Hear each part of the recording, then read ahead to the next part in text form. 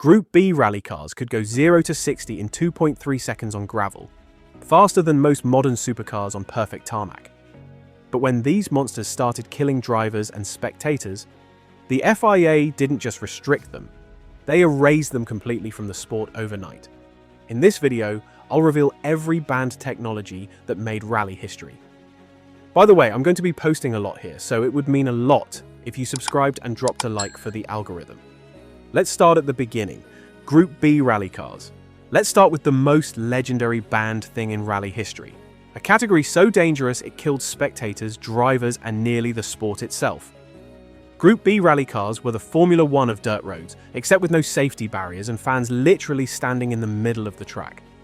From 1982 to 1986, Group B created the most insane vehicles motorsport has ever seen. The Audi Quattro, Lancia Delta S4, Peugeot 205 T16. These weren't just rally cars, they were fire-breathing monsters with over 500 horsepower in bodies that weighed less than your average shopping cart. The power-to-weight ratio was absurd. The Lancia Delta S4 could go 0 to 60 in 2.3 seconds, on gravel. That's faster than most modern supercars on perfect tarmac. And they did this with 1980s technology. No advanced traction control, no sophisticated differentials, just raw, unfiltered power being wrestled through forests by drivers with superhuman reflexes. But the speed came at a cost. In 1986, at the Tour de Corse Rally, Lancia driver Henri Toivonen and his co-driver Sergio Cresto went off the edge of a cliff. Their Delta S4, basically a carbon fiber shell wrapped around a supercharged and turbocharged engine, burst into flames instantly. Both men were burned beyond recognition. That was the final straw. The FIA didn't just restrict Group B, they erased it completely.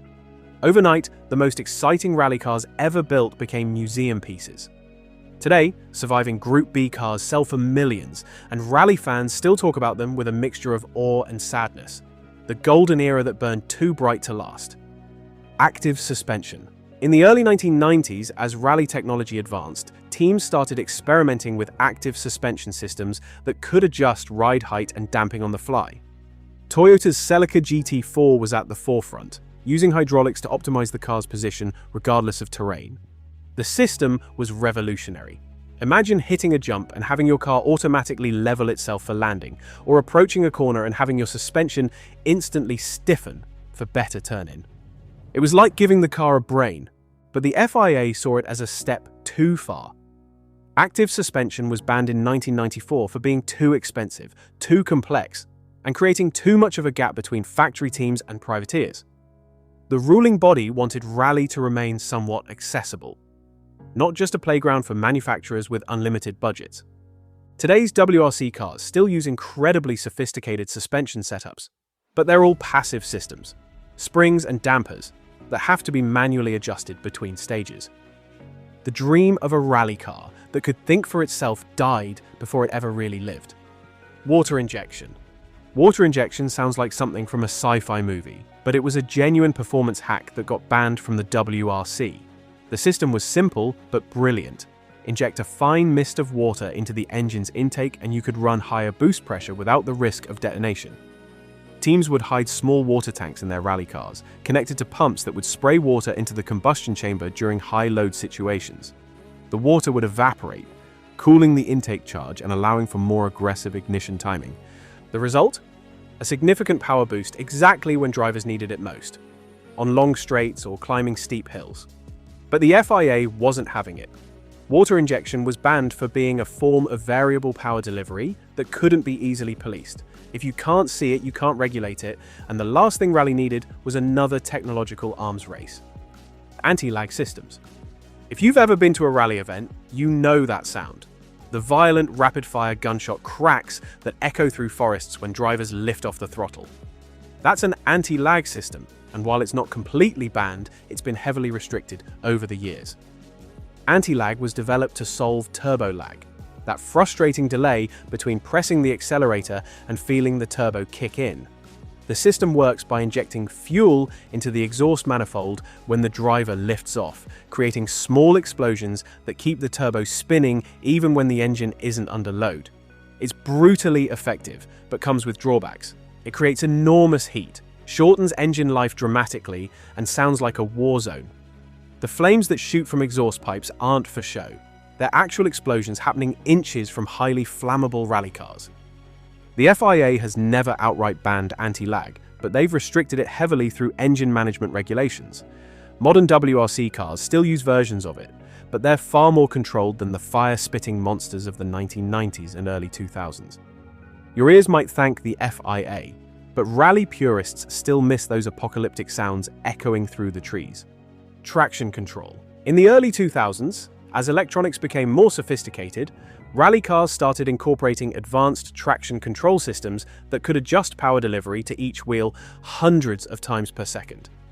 These systems could detect wheel slip and reduce power before the driver even realized they were losing traction. Subaru and Mitsubishi were particularly adept at developing these systems, giving their cars almost supernatural ability to find grip on loose surfaces. A good traction control system could make an average driver look like a champion and a champion look like a god. But the FIA stepped in around 2006, banning electronic traction control entirely. Their reasoning was simple. Rally should test driver skill, not computer programming. When traction control was banned, you could immediately see the difference. Cars sliding more, drivers working harder, and stages becoming true tests of human ability rather than electronic wizardry. Today, WRC cars rely on mechanical differentials to distribute power. They're still incredibly sophisticated, but they can't think for themselves. The driver's right foot is the only traction control allowed. Paddle shift transmissions. For a brief period in the late 2000s, WRC cars were fitted with F1-style paddle shift transmissions. These systems allowed drivers to change gears in milliseconds without taking their hands off the wheel, just a quick flick of a finger and boom, next gear. The technology was impressive, but controversial. Traditional rally fans argued that managing a manual gearbox was part of the challenge, while modernists pointed out that every other top-tier motorsport had already made the switch. In a rare reversal, the FIA actually banned paddle shifters in 2011, then allowed them back in 2017 when the new generation of WRC cars debuted. The current compromise allows for paddle shifters, but requires a mechanical linkage to the transmission. No fully electronic systems allowed. It's one of the few banned technologies that made a comeback, though purists still argue that something was lost when drivers stopped having to master the art of heel and toe downshifting while sliding sideways at 100 miles per hour. Movable aerodynamics. In the constant search for more downforce, rally teams began experimenting with movable aerodynamic elements in the mid-2000s. These systems could adjust the angle of wings and diffusers based on speed, effectively giving cars different aerodynamic profiles for different situations. Citroën was particularly innovative here, developing a system for their C4 WRC that could subtly adjust rear wing elements at high speed. The gains were small but significant. Better stability on fast sections without compromising maneuverability in tight corners. The FIA banned movable aero elements in 2010, requiring all aerodynamic components to be fixed in position. The rule has been strictly enforced ever since, with scrutineers checking for any hint of movement in wings, splitters, or diffusers. Modern WRC cars still have massive aerodynamic packages, but they're locked in place. What you see at the start line is what you get throughout the entire stage, for better or worse. Launch control. Launch control systems were briefly the holy grail of rally starts. These electronic aids could automatically manage clutch engagement, throttle position, and wheel spin to produce the perfect launch every single time. When launch control was at its peak, WRC starts looked almost robotic. Cars rocketing off the line with identical, perfect acceleration. No wheel spin, no drama. It was impressive but somewhat soulless, removing the human element from one of rally's most exciting moments. The FIA banned launch control in 2011 as part of a broader move to reduce electronic aids. Today's WRC drivers have to manage the launch themselves, balancing clutch, throttle, and sometimes handbrake to get the perfect start. It's brought back the spectacle, with some starts going perfectly and others ending in stalled engines or wild wheel spin. By the way, I'm going to be posting a lot here, so it would mean a lot if you subscribed and dropped a like for the algorithm. Hybrid systems. This one's a bit different because hybrids aren't banned. They're actually mandatory in today's top WRC class. But specific types of hybrid systems have been banned in favor of a standardized solution. When the FIA announced the move to hybrid power for 2022, manufacturers wanted to develop their own systems. Toyota, with their vast hybrid experience from road cars, pushed particularly hard for freedom to innovate. Instead, the FIA mandated a standard hybrid unit from Compact Dynamics for all teams. This 100 kilowatt system provides an electric boost for short periods, but is identical across all cars. Any other form of hybrid technology, regenerative braking systems, alternative battery technologies, or variable power deployment, is strictly banned. It's a rare case of the FIA not banning technology outright, but instead strictly controlling how it can be implemented. The goal was to prevent a cost war while still moving the sport toward greater environmental relevance. Turbo restrictors. After the Group B era ended, the FIA needed a way to control power outputs without completely stifling innovation. Their solution was the turbo restrictor, a small device fitted to the turbocharger inlet that limits airflow and consequently power. But teams are nothing if not creative. In 1995, Toyota engineers developed an ingenious system for their Celica GT4. The restrictor appeared completely normal when stationary. But once the car was moving, a hidden mechanism would move the restrictor slightly, allowing more air to flow through, essentially bypassing the power limit. The deception was masterful. The system would return to its legal position when the car stopped, leaving no evidence for scrutineers.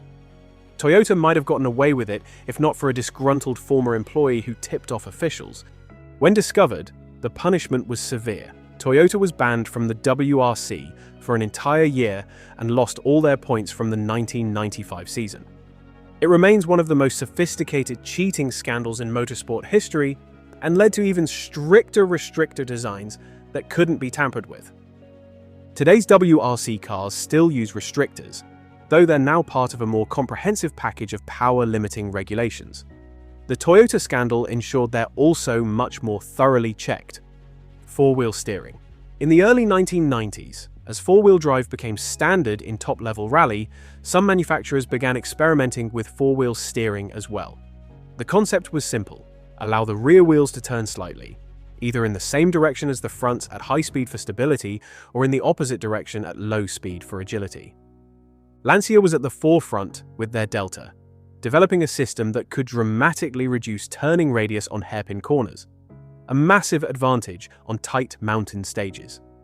The technology worked, but it was complex, heavy, and difficult to maintain in the punishing conditions of rally. Before it could become widespread, the FIA stepped in and banned four-wheel steering entirely.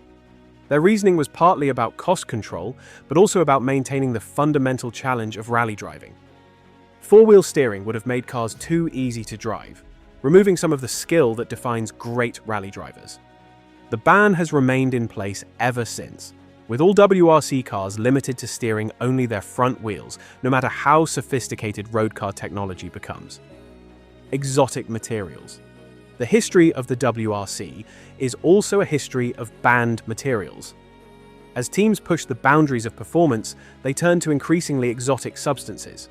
Titanium, magnesium, carbon fiber, beryllium, and even some materials developed for aerospace applications. These materials offered incredible strength-to-weight ratios, but at astronomical costs. A single titanium exhaust system could cost more than an entire rally car from a decade earlier. Carbon fiber components, now common, were once the height of exotic technology. The FIA has progressively banned or restricted many of these materials, particularly in engine components. Beryllium alloys, once used in valve trains, were banned entirely due to both cost and the health risks associated with machining them. Titanium is now restricted to specific components, and even carbon fiber use is regulated. These bans weren't just about cost control. Some materials created genuine safety concerns. Magnesium, while incredibly light, is also highly flammable. After several fires involving magnesium components, their use was severely restricted, particularly in areas vulnerable to impact. If you enjoyed this, I'm going to be posting a lot here, so it would mean a lot if you subscribed. Thanks for watching.